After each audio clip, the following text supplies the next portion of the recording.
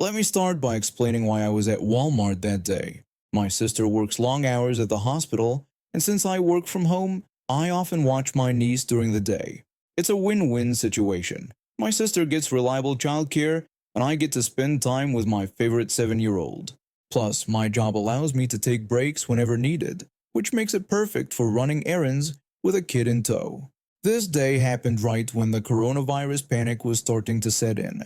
You know, that time when everyone suddenly decided they needed enough toilet paper to last through the apocalypse. My sister had mentioned we were running low at her house, so I figured I'd grab some while doing our usual grocery run. We'd already been to 3 stores that morning with no luck. My niece and I walked through Walmart, and I noticed how empty the shelves were getting. It was like watching one of those end-of-the-world movies where everything's picked clean. The few customers we passed looked anxious, their carts filled with whatever they could find.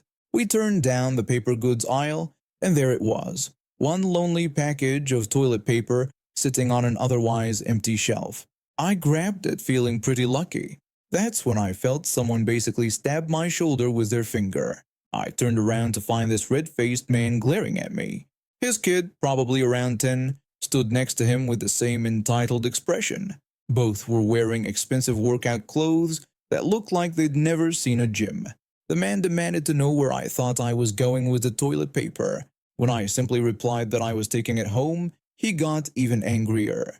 He started ordering me to restock the shelves, insisting that he needed more toilet paper. When I expressed my confusion, he went on a rant about how stupid the one package per customer rule was, and how his son supposedly needed it. His face was getting redder by the second, and I could smell coffee on his breath as he leaned closer. At this point, my niece was clutching my shirt so hard her knuckles were white. I could feel her trembling. No kid likes hearing adults yell. I handed her the toilet paper package so I could face this guy properly. She held on to it like it was her favorite teddy bear. Finally realizing what was happening, I tried to explain that I didn't work there and asked him to please find an actual employee, pointing out that he was scaring my niece. He refused to listen, insisting that I was an employee on break and that as a customer, he had first pick of the toilet paper. He kept gesturing at my casual clothes as if they were proof I worked there.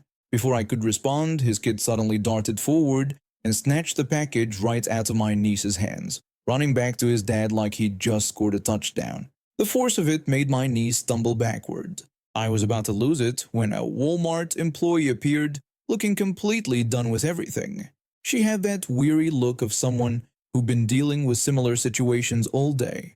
The employee called out the man, revealing that this was his third time that week trying to take more than one package of toilet paper. I stood there confused until I noticed a second employee wheeling over a cart, and my jaw dropped. This guy had somehow hoarded an entire cart full of toilet paper packages somewhere in the store, probably hiding them behind other items or in different departments. The first employee told him they wouldn't check out that much toilet paper and that he needed to leave. The second employee started restocking the shelves, while the first one escorted the man and his kid out. They were trying to buy 10 packages. In the middle of a shortage, the employee who helped us grabbed one of the packages and handed it back to us, apologizing for the whole situation. To help my niece get over the scary encounter, I bought her an ice cream from the McDonald's inside Walmart. When we sat there eating our ice cream, we watched the man arguing with a manager in the parking lot, gesturing wildly while his kid mimicked his actions. His sunglasses fell off at one point, and he nearly stepped on them in his rage. Eventually, they got in their shiny SUV and peeled out of the parking lot empty-handed.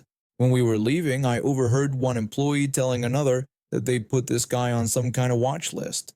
Apparently, he'd been trying to buy out their toilet paper stock every few days, probably to resell it at inflated prices online.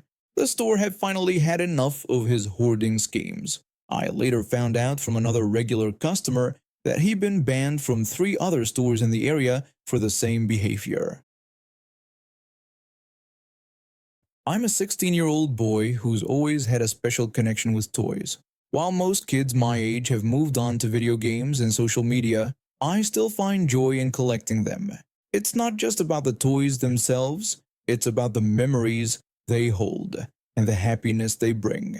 My little brother shares this passion with me, and seeing his face light up when he gets a new toy reminds me of myself at his age. When my little brother's birthday was approaching, I knew exactly what I wanted to get him. He had been obsessing over this limited edition toy for weeks, showing me commercials and magazine clippings whenever he could. The way his eyes sparkled when he talked about it made me determined to get it for him, no matter what. So, I woke up early one morning and headed to the local toy store, the excitement building in my chest as I walked through the doors, knowing I was on a mission to make my brother's birthday special. The store was bustling with activity, but I stayed focused on my goal. After searching through several aisles, I asked a sales associate about the limited edition toy. They apologetically told me that they were sold out. I was about to leave disappointed when I spotted it, the last one sitting on a shelf in the corner. The employee must have missed it. I quickly grabbed it, feeling accomplished and relieved. That's when everything went wrong. A woman, let's call her Karen, stormed over to me. She didn't even bother with pleasantries, just demanded that I give her the toy. I tried to explain that I had just picked it up and was planning to buy it, but she wouldn't listen. She just kept insisting that I hand it over. Before I could process what was happening, she pulled out a pocket knife and pressed it against my side, keeping it hidden from other shoppers. In a chilling whisper, she threatened me and demanded the toy again. My hands were shaking as I held onto it, but feeling the cold metal against my side, I knew she wasn't joking. To make matters worse, she then demanded that I not only give her the toy but also pay for it. I nodded slowly, too scared to argue. We walked to the cashier together, her knife still pressed against me. When I pulled out my wallet with trembling hands, the security manager approached us. He asked if everything was all right, clearly noticing something was off. Karen kept the knife hidden but pressed it harder against my side. When the security manager insisted she step away from me, she tried to brush him off, telling him to mind his own business and claiming we were just making a purchase. The security manager didn't buy it. He moved closer, and that's when Karen lost it. She pulled the knife away from my side and lunged at him, but he was ready. In one swift move, he grabbed her arm and twisted it behind her back, making her drop the knife. He then called for someone to contact the police. While we waited for the police, I called my mother. She arrived at the store just as the police were putting Karen in handcuffs. When I explained everything that had happened, my mother was furious and immediately told the police she wanted to press charges, emphasizing how Karen had threatened her son with a knife over a toy. The police took statements from everyone involved, and the store's security cameras had captured everything. In court, they showed the security footage of her threatening me and attacking the security manager. The judge was clearly disgusted by her behavior and found her guilty of assault with a deadly weapon, attempted robbery, and extortion. When Karen tried to defend herself by claiming she was just trying to get a toy for her child, the judge shut her down immediately. He pointed out the severity of threatening a minor with a knife over a toy and sentenced her to 5 years in prison, with no possibility of early release. When I finally gave my brother his birthday present, his joy made everything worth it. But now when I go toy shopping, I always make sure to bring my mother or father with me. You never know when you might run into another Karen. Let me tell you about one of my most memorable experiences from my time working at what we call the fancy bowling alley in town. I worked in customer service for over 7 years, with most of that time spent at this establishment. The place attracted quite an interesting crowd, mostly because it was considered the high-end option in our mid-sized town. We had all the latest equipment, polished lanes, and even a decent restaurant attached, which meant we attracted both serious bowlers and families looking for a nice evening out. I was pretty good at handling most situations, even when dealing with entitled customers. Our pricing was straightforward. Lanes were rented by the hour, typically $20 per hour. We'd give everyone a 5-minute grace period when they started, and if there were mechanical issues, or if a large group was near the end of their game, 8th frame or higher, we could offer an extra 15 minutes free of charge. Pretty reasonable, right? Well, Let me tell you about this one family that came in. It was a father, mother, and their two young daughters.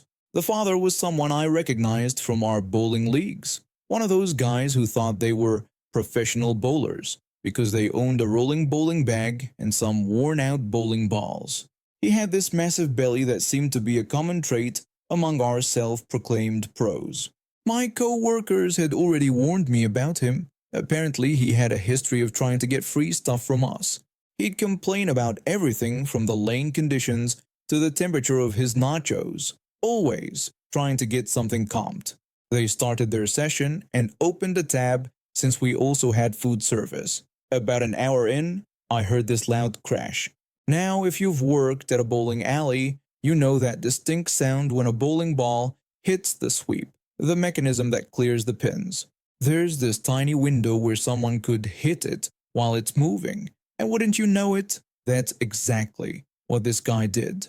I knew right away what had happened because this wasn't the first time someone had pulled this trick. He waddled over to my counter and demanded that I fix the broken lane immediately.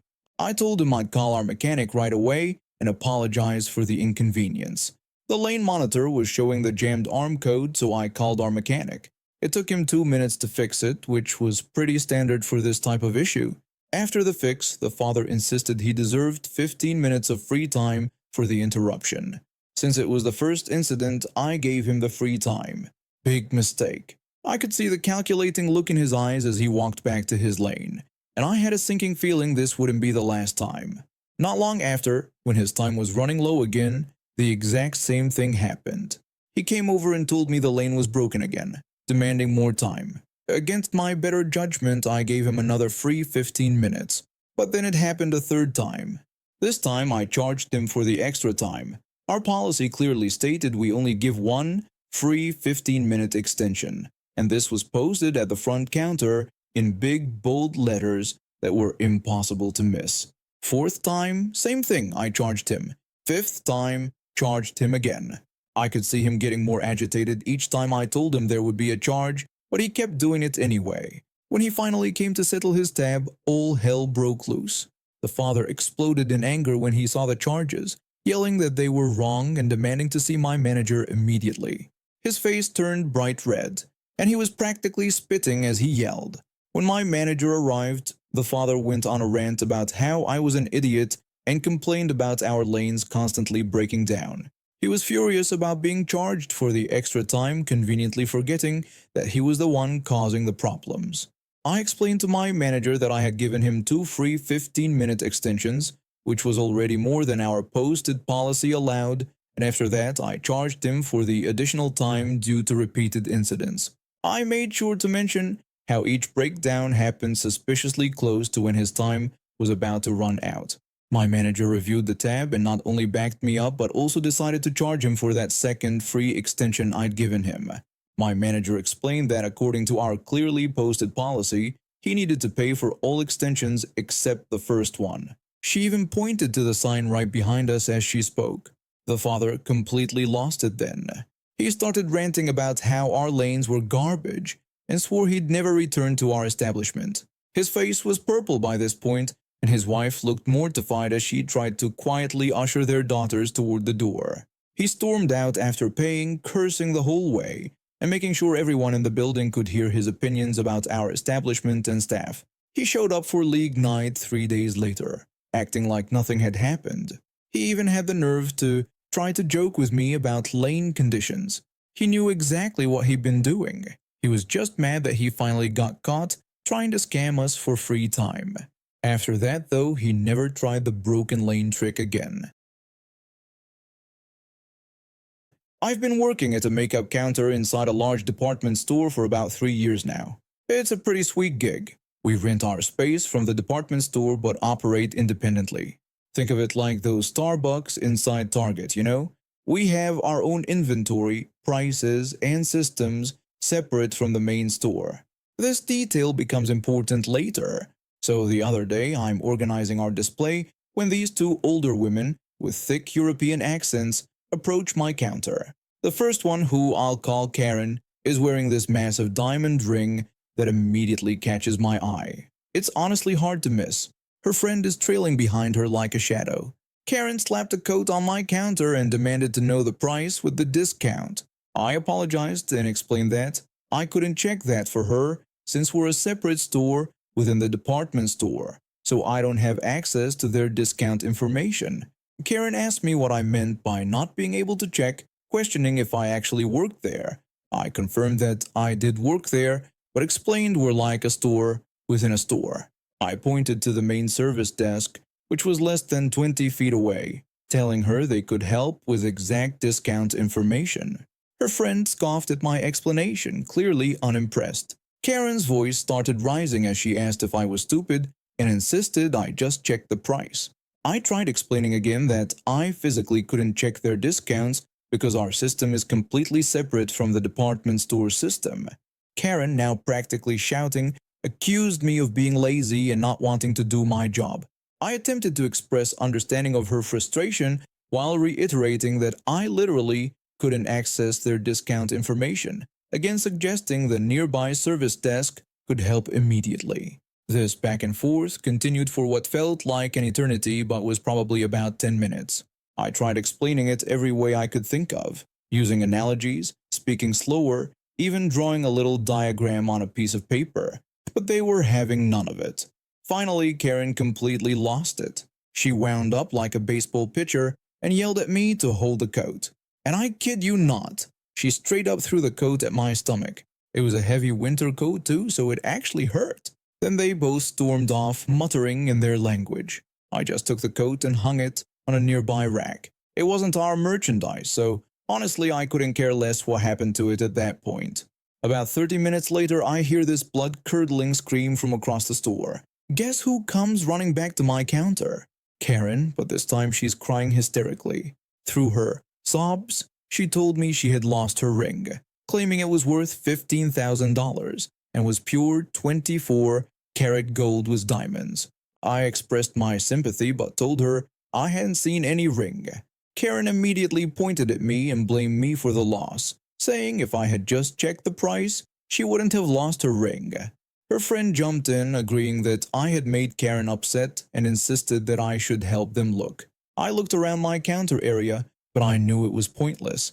They had been wandering all over the store for the past half hour. I suggested they might want to check with store security, but they weren't really listening anymore. What happened next was almost comical. These two women spent the next 5 hours running around the store like headless chickens, looking under every rack, checking every corner, and harassing every employee they could find. They even got down on their hands and knees with their phone flashlights, crawling around the floors. They never found the ring. I checked with our general manager yesterday. It's been almost a week now, and nope, still no sign of the ring. I thought maybe if she hadn't been so nasty about a simple price check, if she hadn't thrown merchandise at me, and if she had just walked those 20 feet to the service desk, she'd still have her precious ring.